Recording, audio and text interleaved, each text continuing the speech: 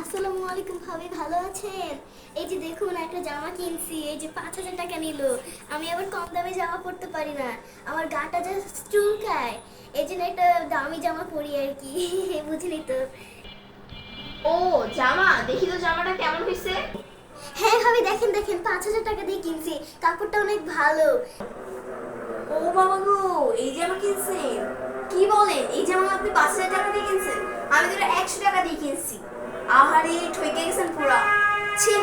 কি বলেন ভাবি, এই জামার দাম 5,000 টাকা? এই সম্ভবই না 100 টাকা দিয়ে পাওয়া। এটা এই যে যেই হাইপ এটাতে আপনি 100 টাকাতে পাবেনই না। দেখি দেখি আপনি কি জামা কিনছেন। দাঁড়ান, আমি দেখাইতেছি এখানেই কোথায় রাখছি। এই যে এই যে প্রায় 2 মাস আগে কিনছি জামাটা, আর আপনি এখন নিউ কালেকশন বলেন। ছি। এগুলা চলে ভাই, এগুলা হয়, চাপা মারে অনেকেই।